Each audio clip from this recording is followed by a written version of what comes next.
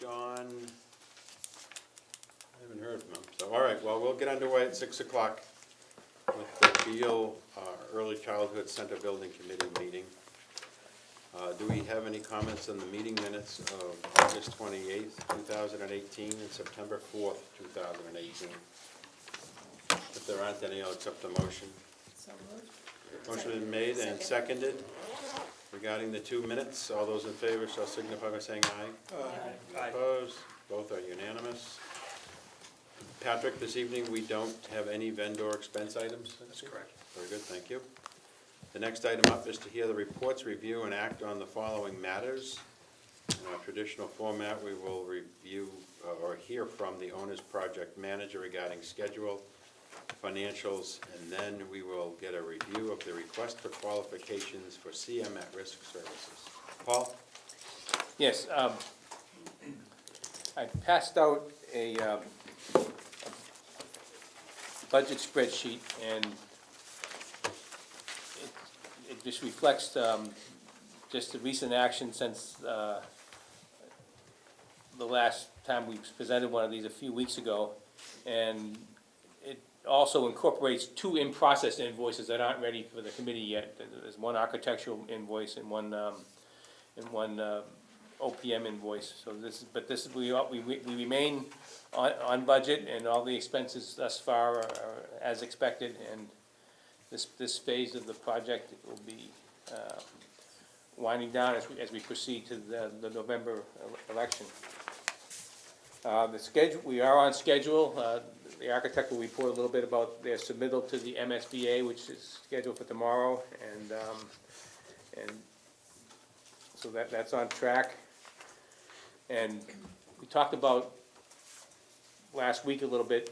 We have our CM at risk, construction management at risk. That's our approach to contracting for this job.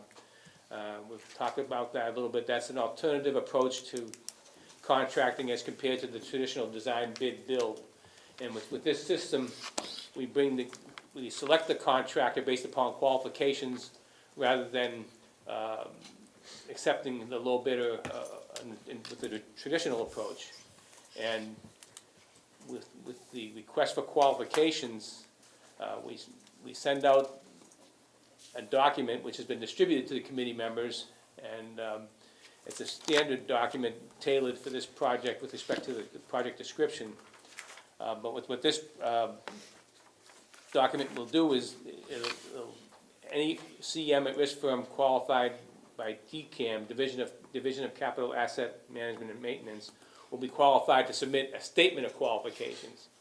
So this RFQ, before we get into the nuts and bolts of the RFQ, I'll talk a little bit more about the timing of it. This will be posted on the Central Register tomorrow. Go ahead. Oh, okay. And the interested firm will have 3 weeks to respond and submit what they call a statement of qualifications. And with the Shrewsbury Public Library, we had almost a dozen firms that that expressed interest. With this project, a little bit higher dollar value, I expect maybe 6 to 9, probably not a dozen. But there'll still be some strong interest in this project. And so when the statement of qualifications come in, we will and that's later on the agenda, we'll talk about a subcommittee to review those. But it's the approach where we actually get to select the contractor, and the contractor will be on as an advisor, because we have some more design to go. After the November election, we have design development and construction documents phases, so there's a lot more design to go. But during that design phase, the selected construction management at risk firm will be on as an advisor, provide pre-construction services such as estimating, constructability reviews, scheduling support, and planning of the work. It's not till later on, sometime in 2019, when the full documents are done and ready for bidding, that a guaranteed maximum price will be done, and that's when the contractor will have responsibility for the full financial cost of the work, and becomes, from a contractual perspective, a lot like a general contractor, except for the fact that you got to select this one on qualifications rather than on low bid. So the request for qualifications is, I passed out something that would kind of describe, second handout behind your agenda is just some instructions for the pre-qualification committee, but it's helpful for the whole committee just to understand the elements of the CM at risk. The qualifications, the second paragraph here talks about one of the most important qualifications we want in this construction management at risk firm is that the CM at risk firm must show they have prior experience as a construction manager on at least 3 CM at risk projects of similar cost, complexity, type, and size as the Beal Elementary School projects. And these projects must have happened within the last 5 years, so we want some current experience on similar projects. But then down at the bottom half of this sheet, we go through some other types of things. Beyond project experience on similar projects, we talk about projects, experience on other projects that may not be quite as similar. But the second bullet in this group is management team and organization. The CM firms will submit their team that they plan to staff to work with, and that's the thing that you don't get to do with design, bid, build. You don't know who the people that will be working on the job will be. So this, one of the particular things we'll review in this statement of qualifications are the team members presented. So the reputation of each firm will be very important, but also the team members they bring to the table will be probably even more important, because those are the people we'll be working on. We'll be working with about 2 years. Paul, Yes. earlier in the process, as we were doing our own review of how many children we thought would be served by this school, the MSBA was doing, if not a concurrent analysis, but they had a sense of what we needed for a community of our makeup, and then they reviewed our information. Do they do their own parallel review of people who submit to this, or does that happen at the town level and then go to them for review at the end of our effort? No, they leave the contract, the CM selection to the awarding authority, the town of Shrewsbury. Okay. And so unlike the architect and OPM where they Yep. ratify it, that step wouldn't happen here. Okay. Although another state agency, DCAM, Division of Capital Asset Management, have certifications, and this 80% of this RFQ has different types of certificates that DCAM requires the contractors to submit.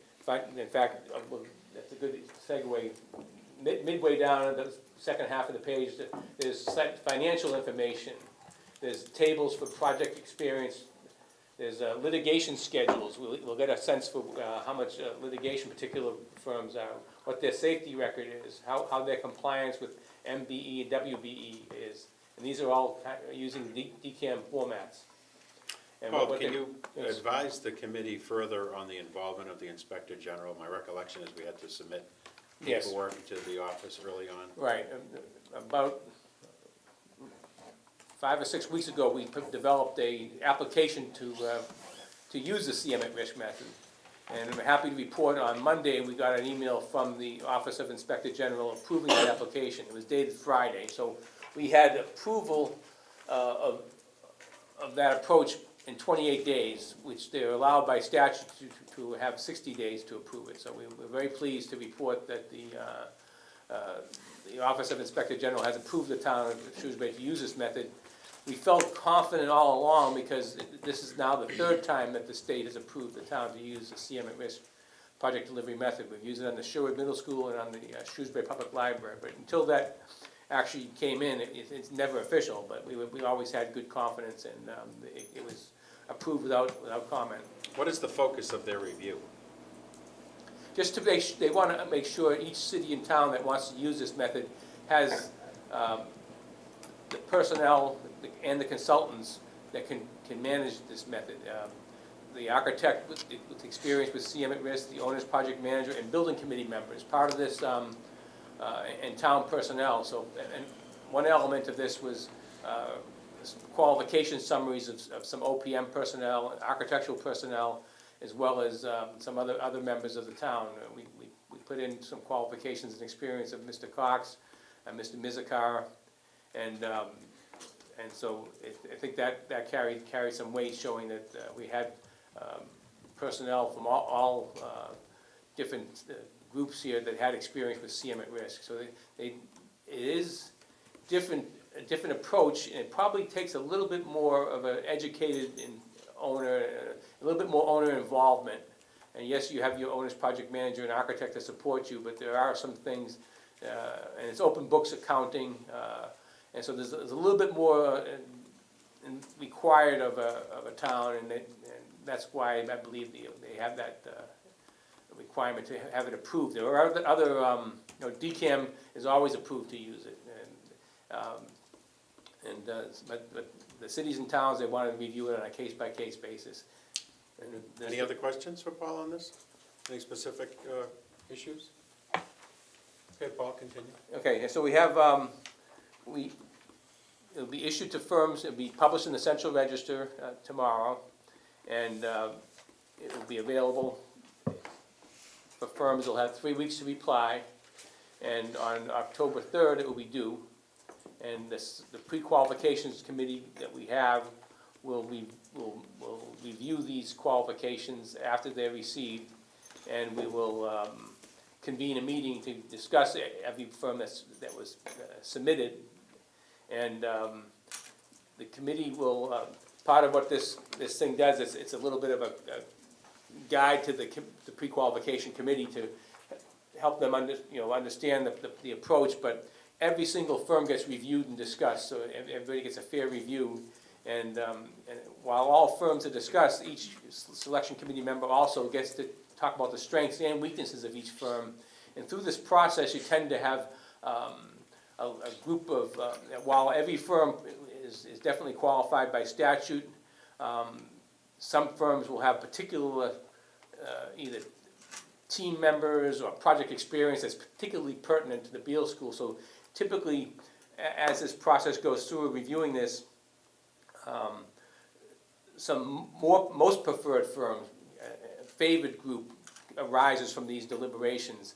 And at the end of the process, the qualification committee will recommend a short list from this firm. Naturally, if we have 9 or 10 firms submit, you wouldn't want to interview 9 or 10 firms. You want to develop a short list of maybe the most qualified. With the Shrewsbury Public Library, we had 12 firms submit. We shortlisted 4, and any one of those 4 firms could have done a fantastic job. But we invited all 4. We invited 4 of that 12 in, and selected 1 after the interview. I'm getting a little ahead of myself, but how do you, if you will, get the best of the best, and yet not just fall prey to the club? You get the 4 or 5 or 3 or what have you that, they've done schools, it seems like their sweet spot, but at the same point, you just don't want to go with, you may not want to go with that member of the club. So how do you balance the group that has 3 or 4 schools under their belt versus the one that has, maybe 2 or 3 under their belt, but has great, site experience and other attributes that they have applied to a project that just doesn't happen to be an elementary school? Right. Now, in the first phase, reviewing the statements of qualification, the committee will have to try to recognize those firms. And if you say, okay, well, 5 of them, let's imagine 9 firms submit, and 5 of these firms have an average of 6 schools each, MSBA schools, and a couple only have 1 or 2. We'd take a closer look to make sure that we weren't just dismissing them for that, because there are some buildings that are very similar to schools that you wouldn't want to just totally rule somebody out because they only have 2 schools. They might be moving in from some other work at universities that are similar structures or something. So that the first step would be, the committee itself tries to keep an open mind and give a full thought to all the firms, because they don't just list their similar projects, they list all their projects. So we check references as well, and that's very helpful and informative. But now let's talk about, from that group of 9, we select 4 as a short list. This is hypothetical. We don't know what the short list would be. Now, that group of four, let's imagine that there's one firm with just 1 or 2 schools, and the other 3 have 6 or 8 schools.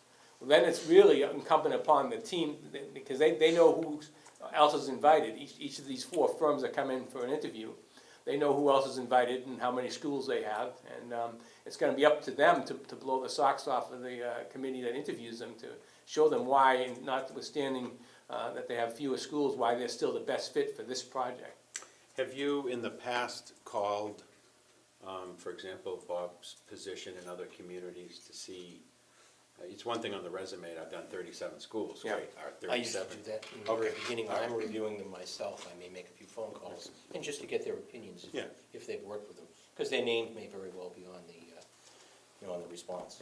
Yeah, my point being, just because I built 37 schools, it doesn't mean that 36 people aren't happy. or Exactly, so unhappy with it. we all, and the firms will list references for each of these projects, and we will often call the references, but just like someone going for Yeah. employment isn't gonna give an employer a bad reference. So what I often will do is think about who isn't there, and I might call up the superintendent of schools, or another OPM firm that we compete with, that I might know some people through professional networking, or I might call the architect associated with one of those firms. So we don't just call the references listed, we beat the bushes and call for some other ones to find out what other people think. Have you done site visits to check other work? We have in early years, I know when I was here, we would do it, especially for architectural firms. We would ride around Massachusetts from one end to the other. But then as we got to know the business more, because there isn't a time when Shrewsbury hasn't built something. No, I don't. So we've become very familiar with the players that are out there. Any other questions for Paul? No, all right. Anything else, Paul? Let me just double check, make sure I. No, but I do believe, I have, naturally, the CM firms keep track of the MSBA capital projects pipeline. They're aware that where this project is coming, and over the recent months, when we see people at an MSBA board meeting, we might see people, representatives from CM firms, and they often ask PMA and about the project. And I think I can say that there's a lot of strong interest already, even before this has hit the street. And we also make efforts to mention it to the firm, so we don't just rely upon advertisements in the Central Register. We'll contact firms, and particularly the 4 firms that were shortlisted with the Shrewsbury Public Library. I sent an email out to them indicating that to look in the Central Register tomorrow, because it's a project that they might be interested in there.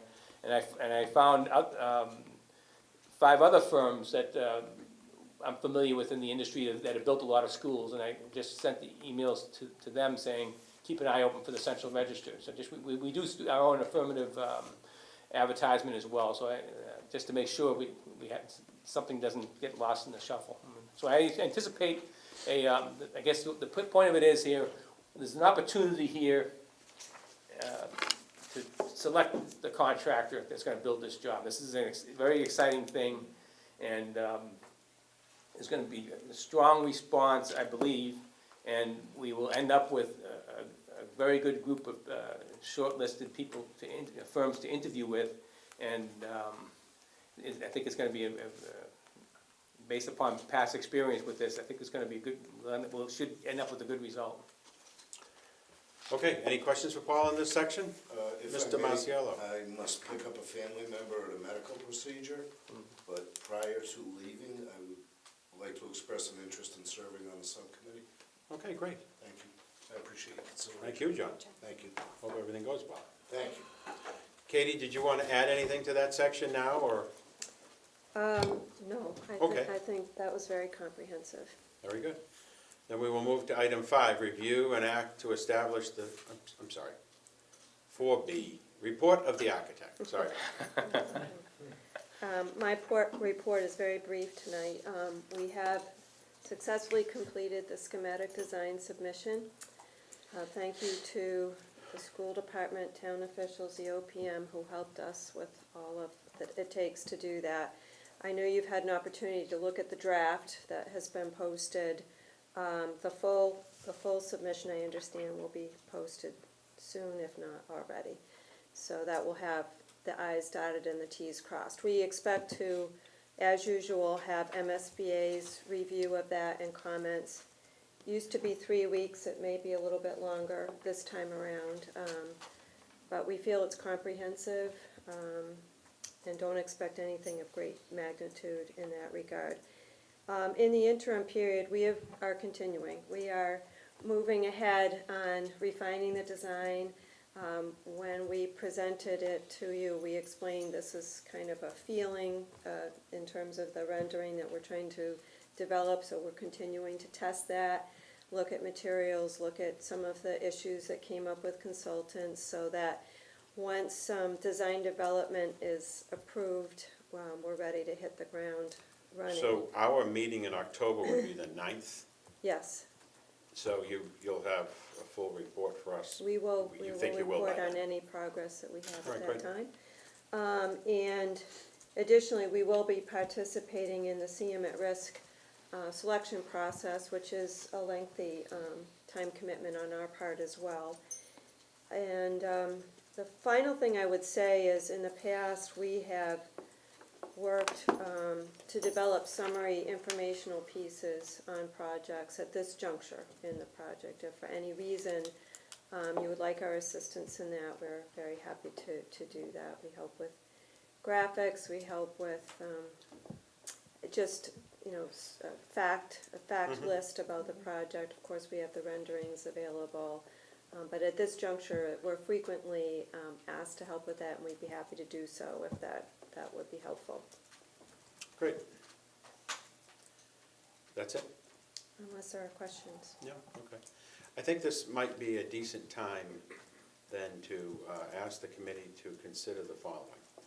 Our scheduled meeting would be the second Tuesday in October the 9th, right? October 9th. I'd like to propose that on Monday, the 24th, we coordinate with the school department and offer once again a walkthrough of Beal. I happen to, for whatever oddball reason, find my report to the annual town meeting. I mean, you think of how long this has been going on.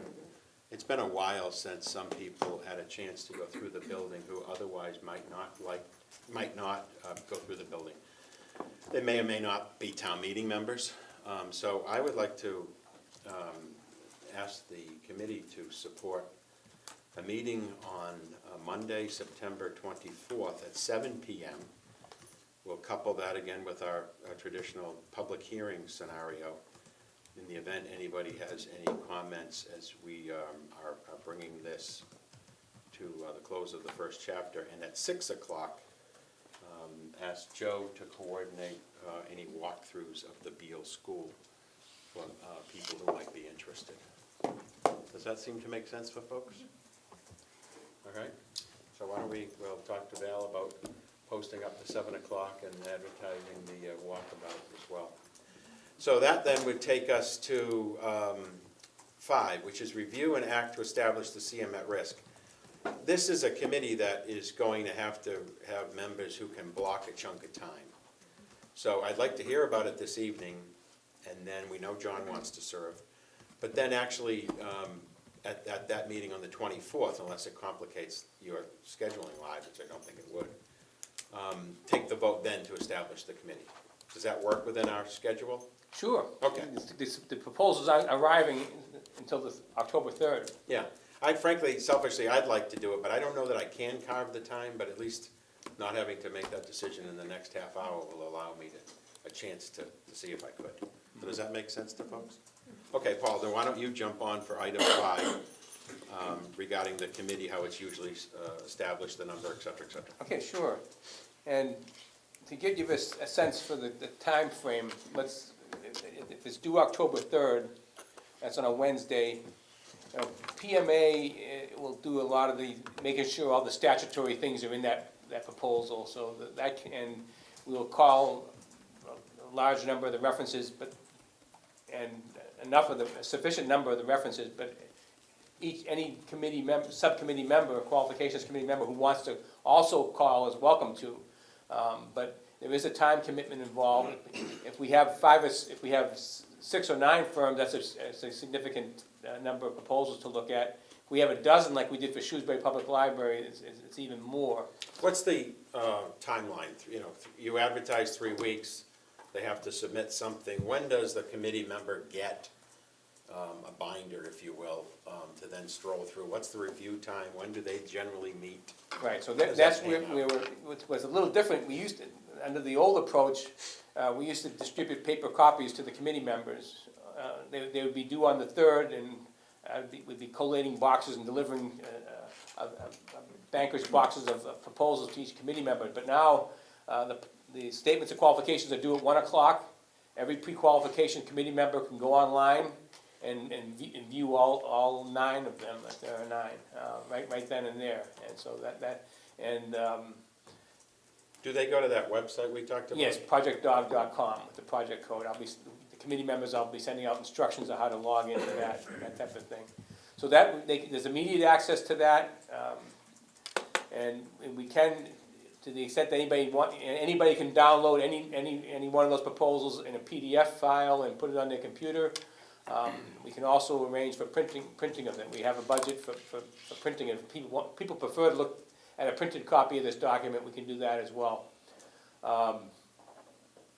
So that typically, the first few days, PMA does, the committee members will start their review, and PMA will do an intensive reference check.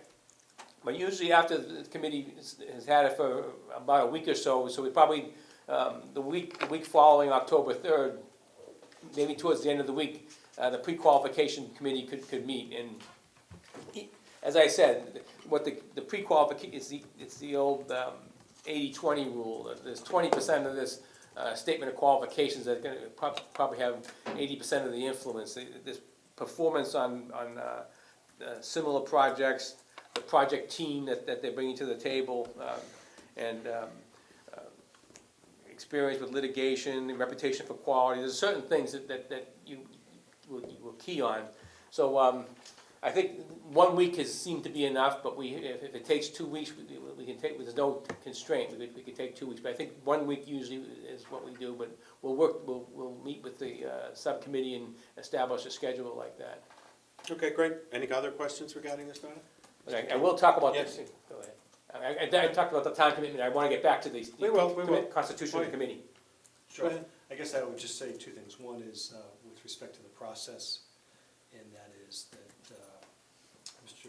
Queenie had sent to all of us the request for qualifications document. For those, of course, that might be viewing this but not able to see, this is a 45-page document. It's very comprehensive. Just by the nature of the project, which is a $73 million estimated construction cost, and the requirement for DCAM certification, it kind of has a certain filtering effect around the types of companies we're going to get and the sophistication of the companies that we're going to get, which I think is a positive thing. Also, the other point to just reiterate, which I think is pertinent, is that we were fortunate in that when we were invited to this process through MSBA into the eligibility period back in January 2016, we were part of the last cohort of school projects to be eligible for additional reimbursement for using this methodology, CM at risk. So we will be receiving an additional 1% reimbursement on eligible costs that are eligible for reimbursement, which I think is a very positive thing, and I'm happy about that. So that's the process piece. With respect to the subcommittee, I just wanted to say that I am personally interested in serving on this subcommittee. It's within my wheelhouse, if you will, in my work in the school department, and I've been involved in other similar types of processes with designer selection and OPM selection and other school-related projects, and using whatever kind of rating sheet that we will use, and also calling references and trying to get kind of the real information on potential contractors. And in my role as well, I field a number of these calls from past projects that I've worked on as well. So in summary, I think it's a good process, and I am interested in serving on the subcommittee. Goody. Paul, how many people generally sit on this subcommittee? Right, it's required to have a minimum of 4, 1 representative from the OPM, 1 representative from the architect, and 2 representatives from the town. And with the Shrewsbury Public Library, there was 3 representatives from the town that were interested in serve. You need at least 2. If you have three members that are interested, I think that's even better, because you have, a panel of 4, having 3 town representatives, along with your 2 your architect and your OPM. I think it's nice, it looks good to have a majority, 3 to 2. Okay, anybody else while we're unofficially polling the group? Anybody have time, interest on their schedule to do so? I would be interested as well. Good. And you can have more, too. Oh, yeah. And you already- Anybody who wants to, Yeah. I'm going to say we should put. Right. And even people who aren't on the subcommittee, if they want to look at these proposals, we'll give them access to just to review them. So far, I've got the 2 by statute, Bob, Patrick, John, and Erin. Did I miss anyone? All right, I great. just have a quick question. Yes. So when would the subcommittee convene? We'll have- How quickly thereafter? If it comes on the 3rd, I would like, I would think that sometime towards the end of the following week, if their schedules permit, to have, if that's enough time. We don't know yet, if there's 6 proposals come in, that could happen faster. If we're so fortunate to have that level of interest where there's a dozen, we might need 2 weeks. So I can't, But everything will be in by the 3rd, you thought? October yes, 3rd? it is due on the 3rd, and yes, So in theory, they could get together the week of the 8th. yes. I just have a conflict, I would be interested, but I will reserve my interest for social Okay. media to play that out and things like All right, that, great. national media. Yes, yes, okay. And Well, the last time you submitted the resume for consideration, it was accepted, so. And technically, this is the qualification committee to review the statements of qualification. And there's a separate, so this is phase 1 of the CM at risk procurement process, where the firms submit their qualifications. Phase 2 is the request for proposals, where the short list, only those firms are invited to submit proposals. And we also have to have a selection committee. And most often, it's the same people, but it doesn't have to be. So, but if there are people who are unable to serve on the pre-qualification, the qualification review committee, they can serve on the proposal committee, the proposal review committee, and do the interviews. So there is a second opportunity for different or additional people. But I've seen it very often. It's the same committee, but it doesn't have to be. Great, thank you. Any other comments, questions? If there aren't any, then we are seeking to set a tour of Beal for 6 p.m. on Monday, September 24th, and 7 p.m. we'll have an hour meeting, and as Val has been doing, I think for well over 50% of our meetings, be advertised as a public hearing, and we will take the vote to formally create and then assign members to that CM at Risk Qualifications Review Subcommittee. And we'll take a look at the cover and see if there's anything else that we should put on that agenda for that evening. If there's nothing else, do we have a motion to adjourn? So moved. Second, motion's been made and seconded to adjourn. All those in favor shall signify by saying aye. Aye. Those opposed, we are adjourned. Thank you.